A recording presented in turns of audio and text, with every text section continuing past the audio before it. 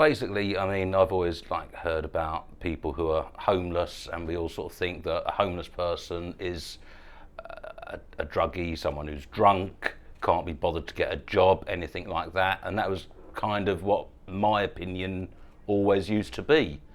And then I was on £30,000 a year job, company car. Life was rosy with me. I had a 4-bedroom house, wife, family, and I never even considered homelessness.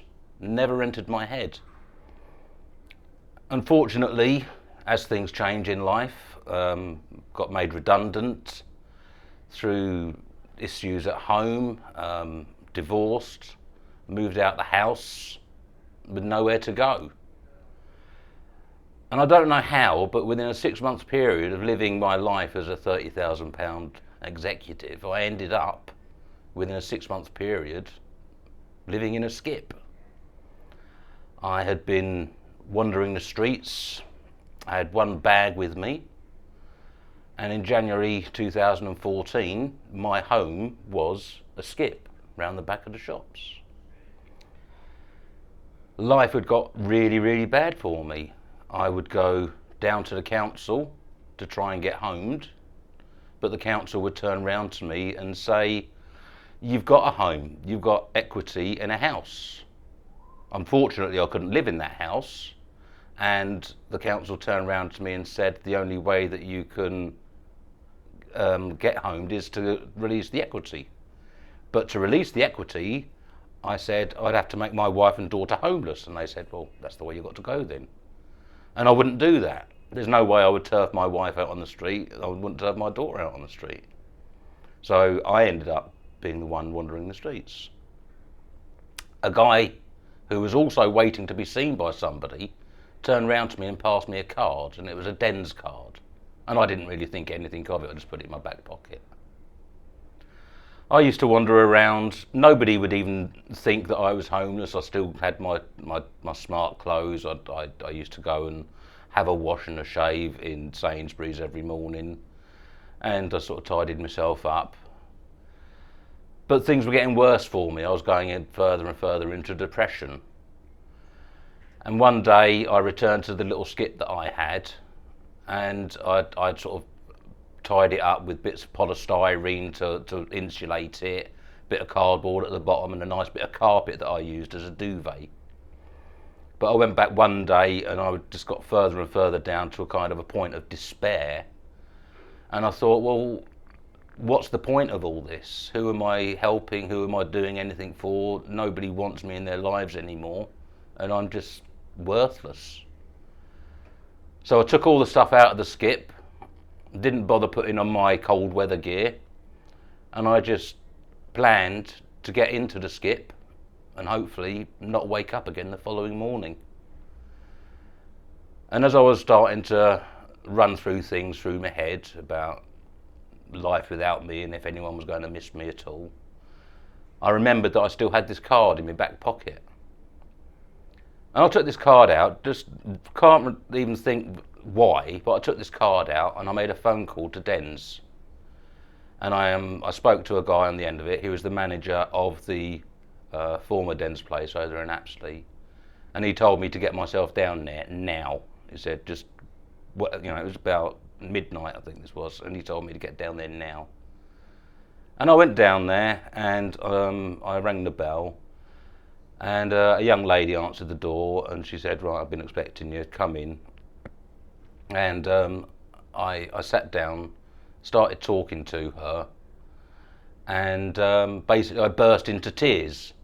I just explained what my situation was and all this, and it was the first release and the first thing I'd sort of expressed myself for a long, long time.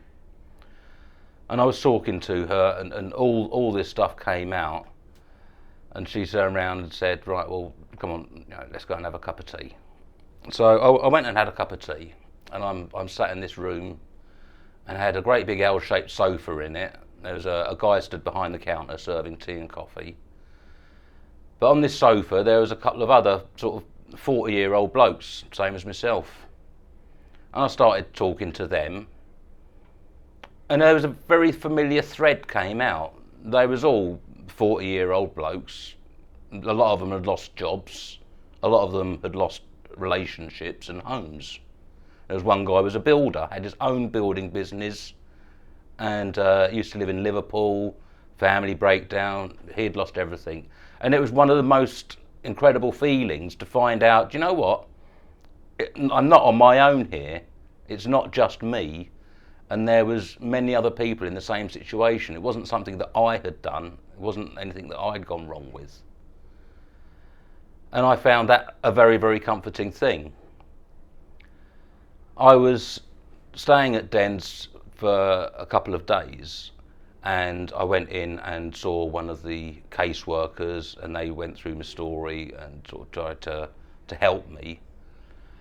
And they said, however, unfortunately, because I had equity in a property, Dens would only theoretically allow me to stay for a 7-day period because I wasn't entitled to a certain number of benefits.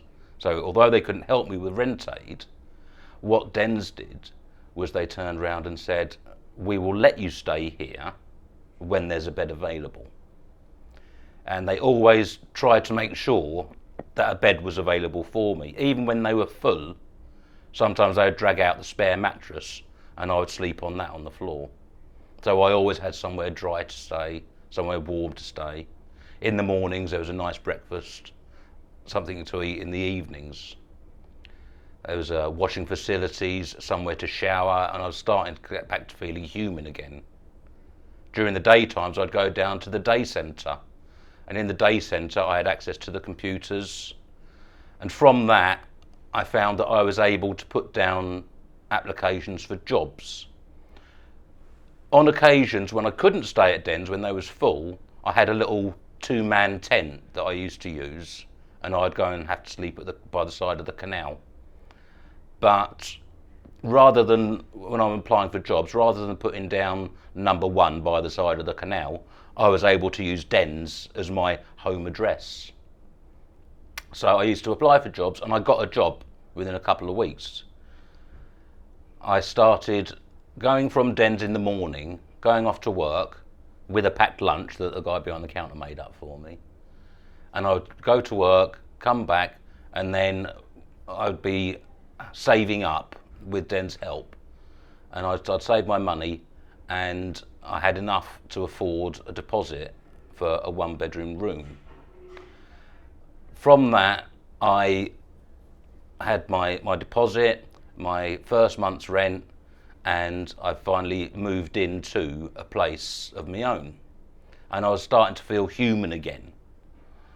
And I found that I couldn't have done it on my own. I had always been trying to be proud of myself. I thought, I can manage on my own and all this, but I couldn't. I needed Dens' assistance. I needed to reach out to somebody for help, and Dens was the people who were there for me. I always tried to survive as a 40-odd-year-old bloke, like I say, £30,000 a year job. But I couldn't manage it. I needed someone to show me the way, people to talk to. The helpers and the volunteers at Dens were fantastic. They would sit down and listen to your feelings and your emotions and advise you on what the best ways to go were. I've since found that I've got a lot better at life. I've figured out that I don't need a £30,000 job.